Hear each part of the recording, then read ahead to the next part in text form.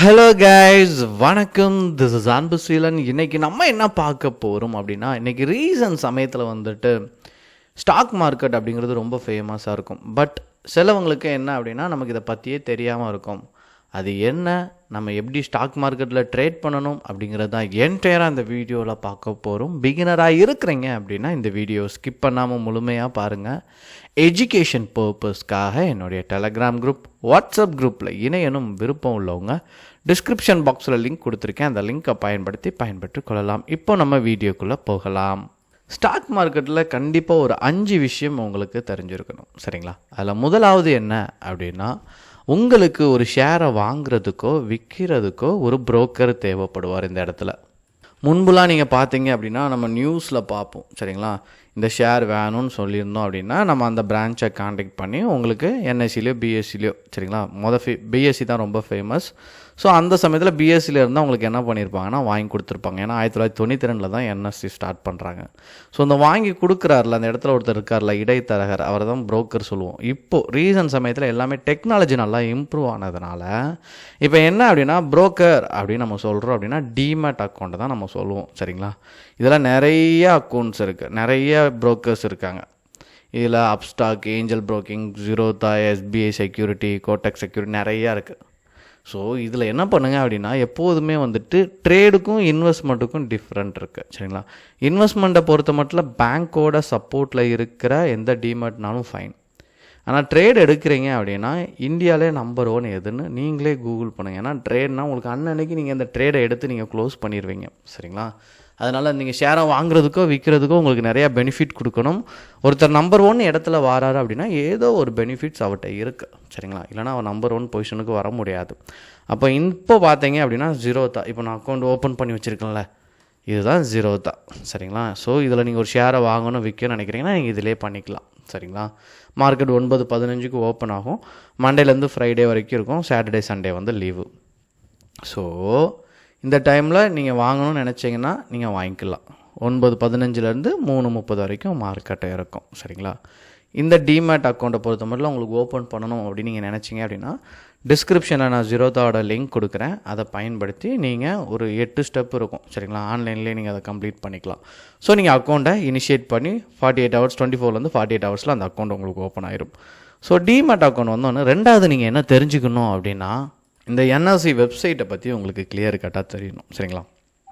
கிட்டத்தட்ட ஒரு 2050 கம்பெனி கிட்ட ரிஜிஸ்டர் ஆகிருக்கு. பிஎஸ்சியில் 5000க்கு மேற்பட்ட கம்பெனிகள் இருக்குது, சரிங்களா?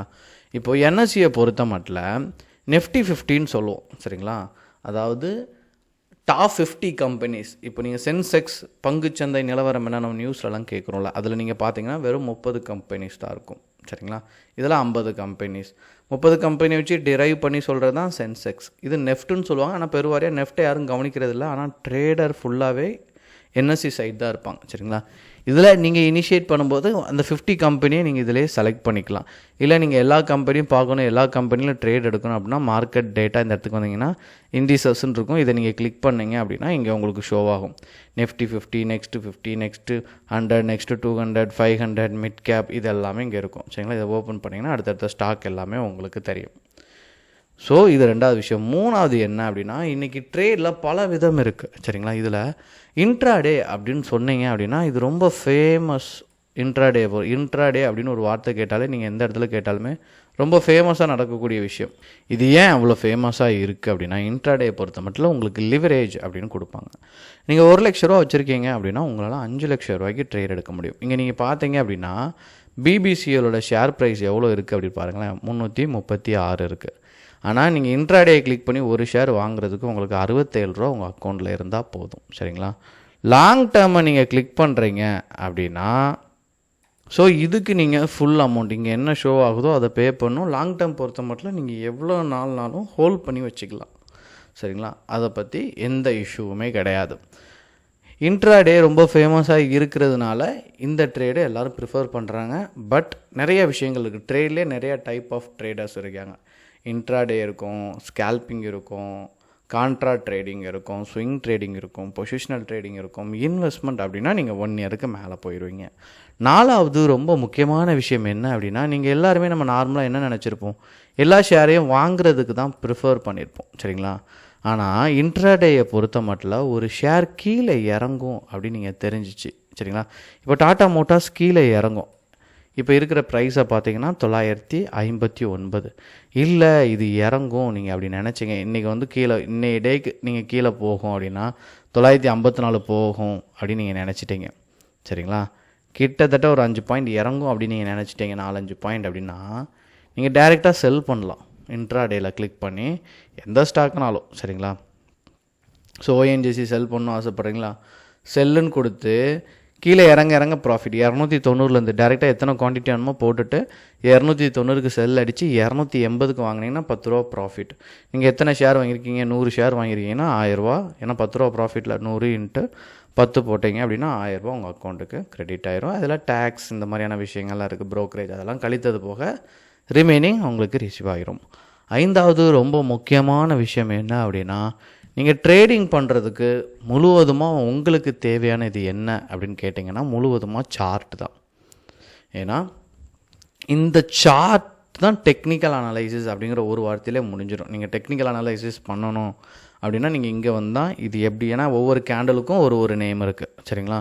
இதை எப்படி யூஸ் பண்ணிக்கலாம், டைம் ஃப்ரேம் இது எல்லாமே இந்த இடத்துல இருக்குது, இண்டிகேட்டர்ஸ் எல்லாமே இருக்கும். ஸோ இதை நீங்கள் பயன்படுத்தி மார்க்கெட் மேலே போகுமா கீழே இறங்குமா அப்படிங்கிறத உங்களால் ஈஸியாக ப்ரெடிக்ட் பண்ணிட முடியும். ஸோ இதுக்கு எல்லாமே இனிஷியலாக வரும்போது ஒரு தகுதி தேவை, நல்லா ப்ராக்டிஸ் தேவை. எந்த பெய்ட் கால் சர்வீஸ், அதாவது ஒரு ஷேரை இதில் வாங்கிருங்க இதில் விற்றுருங்கன்னு சொல்கிறதுக்கு யாரையோ நபரை நாடுறதும் ஒரு அக்கௌண்ட் யார்ட்டையோ ஹேண்டில் பண்ண கொடுக்குறதும் அது பண்ணவே பண்ணாதீங்க.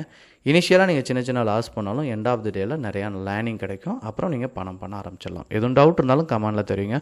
Okay guys, thank you so much for வாட்சிங் this video. Tata bye bye, see you.